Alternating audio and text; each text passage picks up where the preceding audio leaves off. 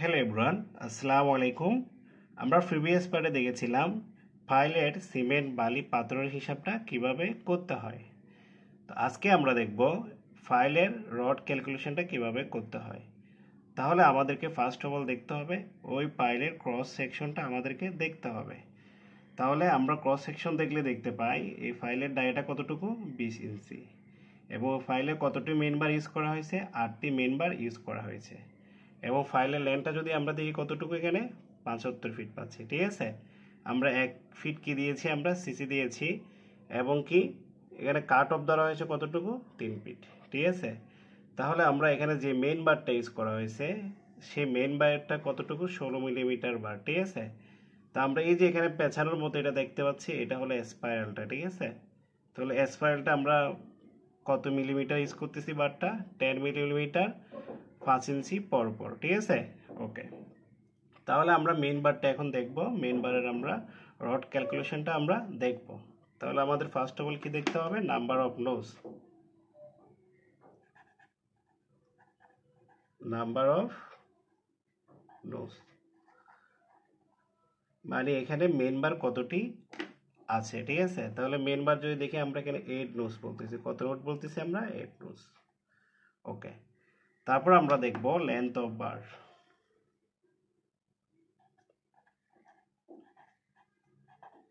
Length of বারটা যদি আমরা দেখি তাহলে এখানে আমরা লেন্থ অফ বারের হিসাবটা আমরা দেখব। এখানে দেখা যাচ্ছে আমরা এখানে 1 ফিট কি দিয়েছি, আমরা সিসি দিয়েছি। তাহলে 1 ফিট থেকে যদি আমরা 75 ফিট থেকে যদি আমরা 1 ফিট বাদ দিই তাহলে কতটুকু থাকে, এটা 74 ফিট থাকে। ঠিক আছে, তাহলে এটা কত ফিট, 74 ফিট। ঠিক আছে, ওকে।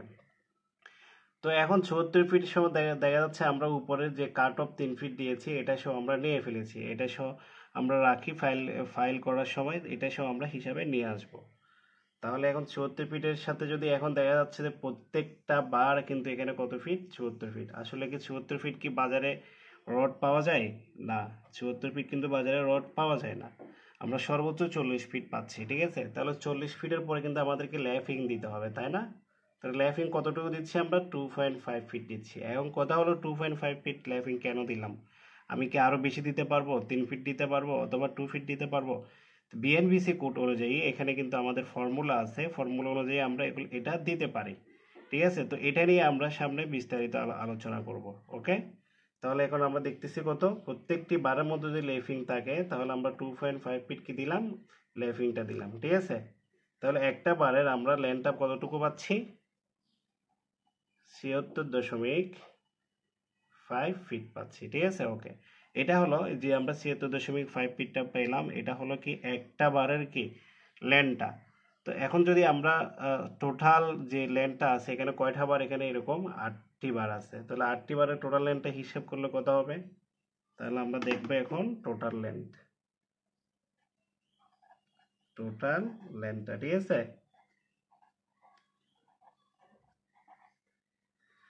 তো টোটাল লেন্থটা যদি আমরা দেখি এখানে টোটাল লেন্থটা কত হবে, যে আমরা একটা বারের লেন্থ পাইছি কতটুকু, 76.5 ফিট ইন্টু কয়টা তাহলে বার, এখানে 8টি বার। ঠিক আছে, ওকে। তাহলে এখানে আমরা কত পাইলাম, এখানে আমরা কত পাবো, 612 আর এফটি আমরা কি পাচ্ছি, টোটাল লেন্থটা পাচ্ছি।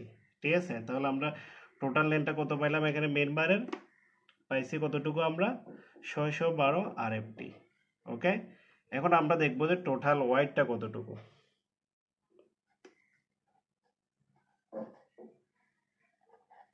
টোটাল ওয়াইডটা কতটুকু,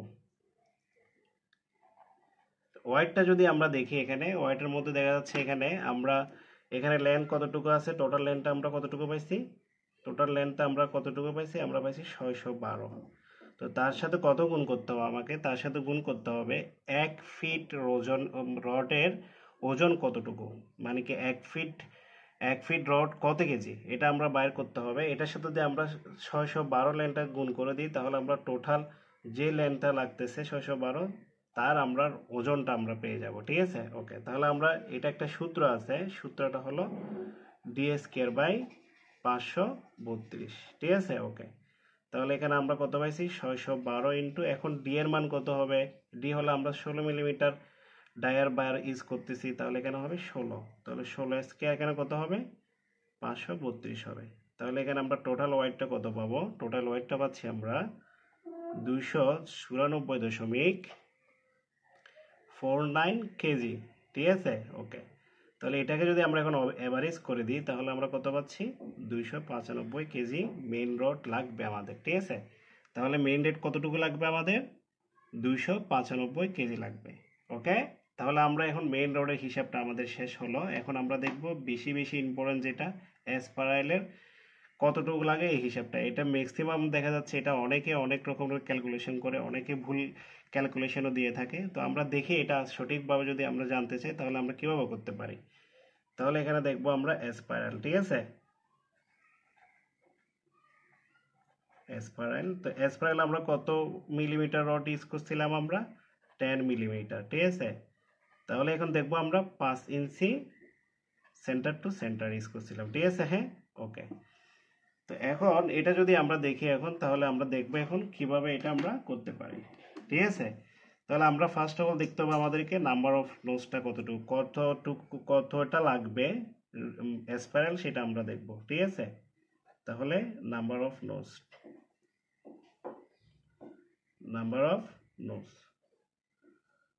অফ নোজ দেখলে আমরা লাগতেছে এখানে কতটুকু। তাহলে এখানে দেখবো আমরা এই যে পেঁচানো যেটা আমরা বলতেছি এটা হলো স্পাইরাল। এটা কি স্পাইরাল? স্পাইরালটা আমরা কতটুকু দিয়েছি? উপরে 3 ফিট বাদ দিলে নিচের 1 ফিট বাদ দিলে তাহলে কত থাকে? আর 71 ফিট থাকে, তাই না? তাহলে আমরা 71 ফিটের মধ্যে তো স্পাইরালটা দিচ্ছি, তাই না? ওকে, তাহলে এখানে কত হবে? 71 ফিট হবে। নিচে হবে কত? ভাগ কত হবে? 5 ইঞ্চি পর পর আমরা দিচ্ছি। অবশ্যই 5 ইঞ্চিকে কিসে নিতে হবে? ফিটে নিতে হবে, কারণ আমরা সবগুলো ফিটে করতেছি। ঠিক আছে, ওকে। +1 বলতেছি কেন? আমরা একটা এক্সট্রা রাখতেছি, কেমন? তাহলে এখানে দেখতেছি আমরা ক্যালকুলেশন করলে কত আসে? 171 দশমিক কত 42 নোজ আমাদের কি লাগতেছে? স্পাইরাল লাগতেছে। ওকে, তো এখন আমরা দেখব টোটাল লেন্থটা দেখব, যেখানে সবাই ভুল করে। এখানে টোটাল লেন্থটা আমরা দেখব, টোটাল লেন্থ। ঠিক আছে,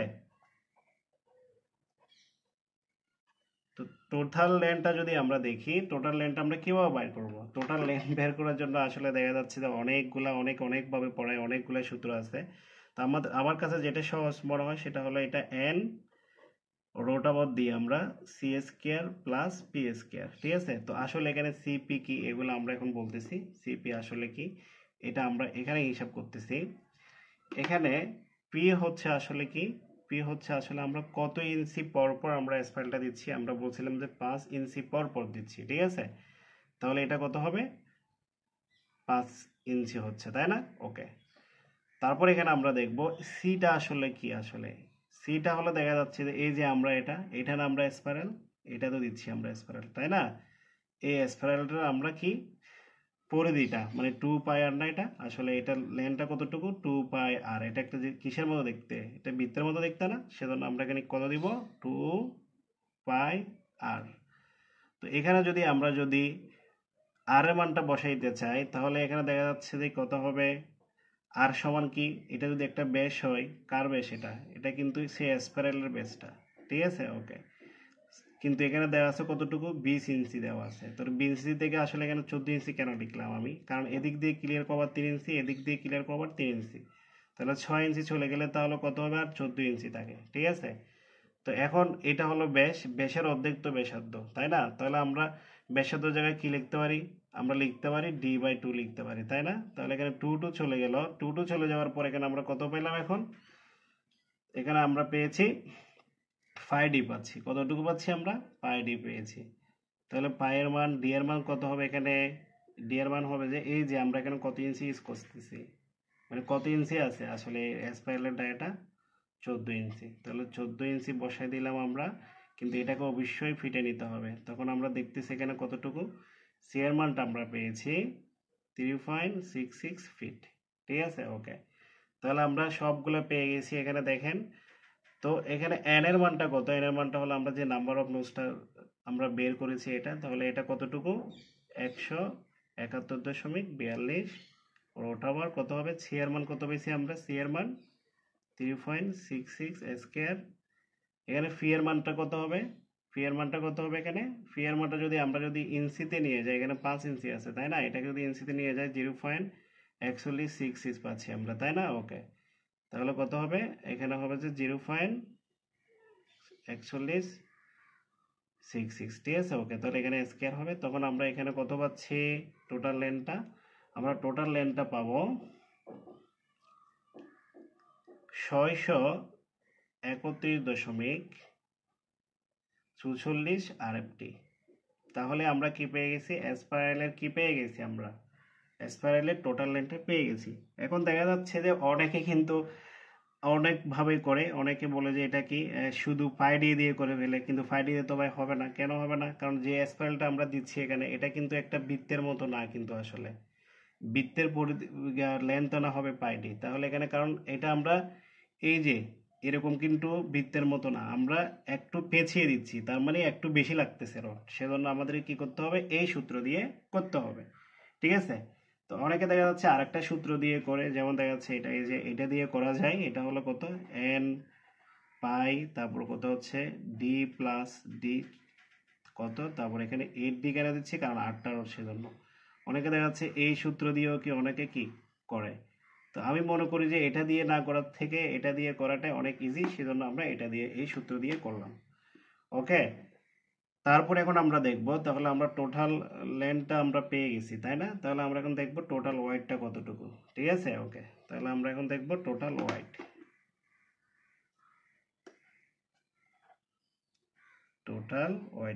ঠিক আছে,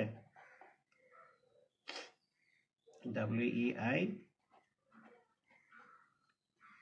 তাহলে টোটাল ওয়াইডটা যদি আমরা দেখি, তাহলে আমরা টোটাল লেন্থ কতটুকু পেয়েছি, আমরা টোটাল লেন্থ পেয়েছি আমরা কত 631.46, ঠিক আছে। এখন যে লেন্থ পেয়েছি আমরা, সেই লেন্থের সাথে আমরা ওই যে বলছিলাম এর আগে, আমরা 1 ফিট রডের ওজনটা বের করে গুণ করে দিতে হবে। তাহলে 1 ফিট ওজনের জন্য সূত্র কোনটা হবে, এখানে হবে d²/532, ঠিক আছে।